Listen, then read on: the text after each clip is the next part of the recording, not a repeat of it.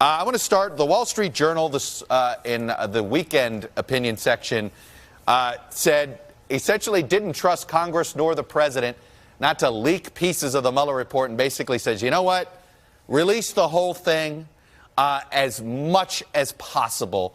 Is that where you stand? Absolutely. In fact, I want to see all of them. What was the criminal? What was the underlying criminal predicate for the entire investigation? Let's see the FISA applications.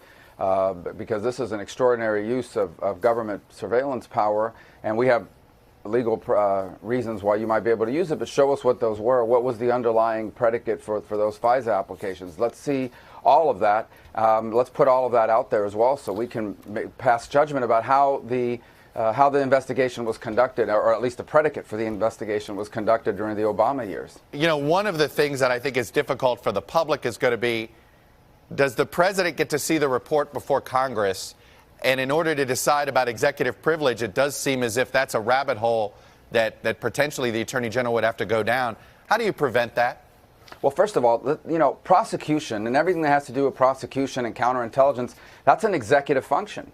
And so, frankly, the president does have the power to fire the prosecutor, sure, does have the power to prejudice an investigation if they so choose. And there's a remedy for that. Number one, the president is politically accountable. And second of all, president, if they've done things or abused power, they can be impeached. And if the House wants to make that argument, then they can. That hasn't happened yet. But I think that's separate from the Mueller report and separate from what's going to be released to the public. I would suspect that at the end of the day, they are going to release the report. They're going to redact intelligence information or classified information, and they're not going to put things in there about people that is damaging to people that they chose not to prosecute. But that's not unique to the president. That is the way the Justice Department handles every case. They don't go out there and smear people and then say, but we chose not to prosecute them anyway. Now, this special counsel provision was written with a floor of transparency, not a ceiling, so it is up to the discretion of the Attorney General. Would you recommend to the president not to invoke executive privilege here? Well, it really depends on what it is it's going to be invoked on. I mean, there are things like internal deliberations inside of an administration that you don't want out there, because then it gets difficult for the president to talk to people. But I would certainly ask the president to lean towards transparency, because I've been very clear from the very beginning. I wanted the Mueller probe. I wanted it to be conducted without any interference, because I believed, and I've said this, you can go back to the tape and find me saying this now for 2 years, that when it was all said and done, the best thing for the country and for the president is for this probe to move forward and to be concluded. And that's what's happened now. And so we want to learn as much as we possibly can that's allowed and permissible under Justice Department policy and of course, the law of the country. What does the end of the Mueller report mean for the Intelligence Committee's investigations? There had been that there was you needed the Mueller report before finishing some of those conclusions. What does this mean going forward now? I don't think we'll see it before anybody else. I think senior congressional leadership might, but I'm not sure the members of the committee all will. Second of all, I would say that, you know, it's a good question about that part. But let me tell you what the relevance of the Mueller report is to the congressional investigation. The relevance of it is that there are witnesses that the investigators and that the committee wants to talk to. But these witnesses, the Justice Department has not wanted us to talk to them because they feel like their testimony or something they might say in order to get them in might conflict with the report. So the end of this means there really should be nobody out there that we should not be allowed to bring in, and there shouldn't be anybody out there that we shouldn't allow to interview fully, especially that Mueller has wrapped up and said he's not going after anybody else with any new charges. So there's really no reason for no one to be able to come in now and talk to us.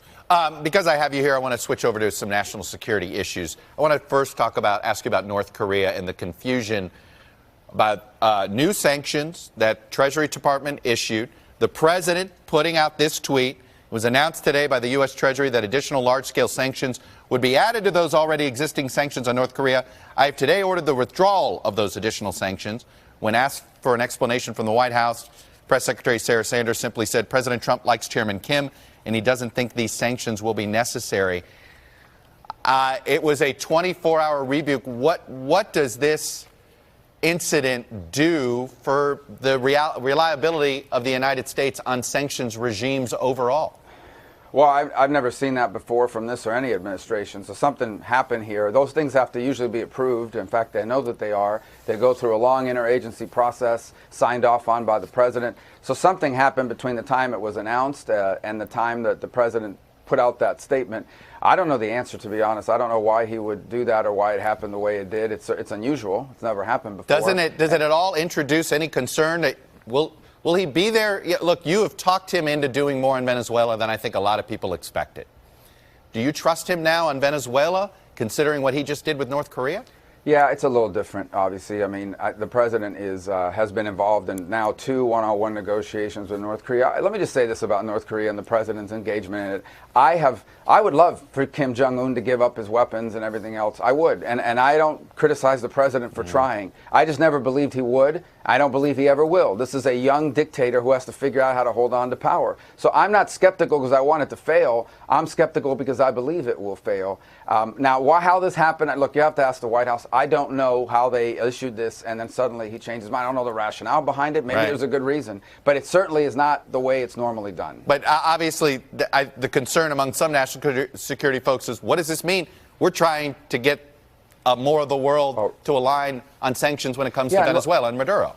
Yeah, and so on this part, at least with North Korea, it's not helpful, right, to have the Treasury Department go out and do something that's been vetted and discussed. Unless somebody made a mistake at Treasury and got ahead of themselves, it doesn't make any sense why they would put something out there and a few minutes or a few hours later, the president revoke them. It doesn't make a lot of sense that happened that way. And frankly, look, I think people around the world would look at it and say, from now on, when they hear about sanctions, they're going to want to know if they're going to ask for a double confirmation from the White House. So look, I wish it hadn't happened that way, and it shouldn't have happened that way. Before I let you go, I want to ask you about the attacks by the president on John McCain. I know how you feel about John McCain. I'm not questioning that.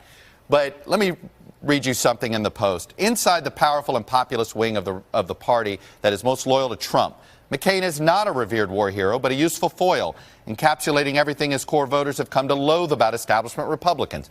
By attacking McCain, the president is stoking his supporters' rawest emotion and suspicions about the GOP's political elite. What is it about John?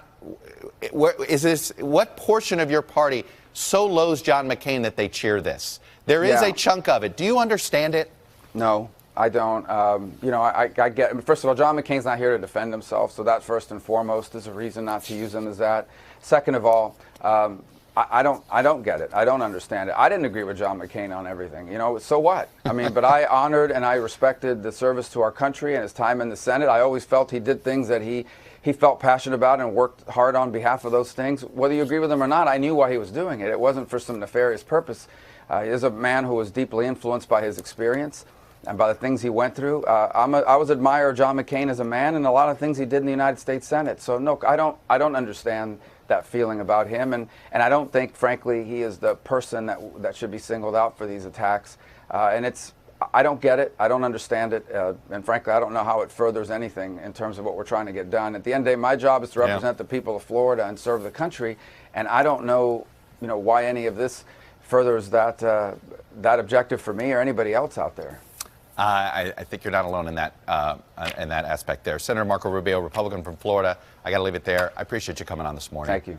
Hey, NBC News fans, thanks for checking out our YouTube channel. Subscribe by clicking on that button down here, and then click on any of the videos over here to watch the latest interviews, show highlights, and digital exclusives. Thanks for watching.